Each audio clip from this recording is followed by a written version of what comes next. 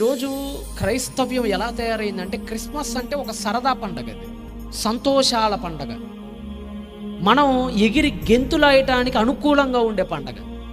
ఈరోజు క్రిస్మస్ అంటే అర్థమైంది. క్రిస్మస్ అంటే భయభక్తులు కలిగిన పండగగా ఈరోజు సమాజంలో మనకు కనపడట్లేదు.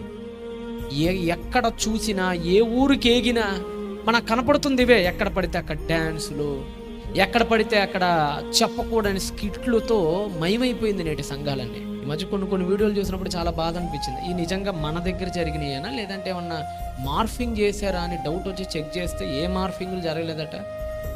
కరెక్ట్గానే వాళ్ళు పాడుతున్న పాట కరెక్ట్గానే ఉంది, వాళ్ళ డ్రెస్సులు బాగాలేదు, వాళ్ళు వేసే నృత్య భంగిమలు బాగాలేదు.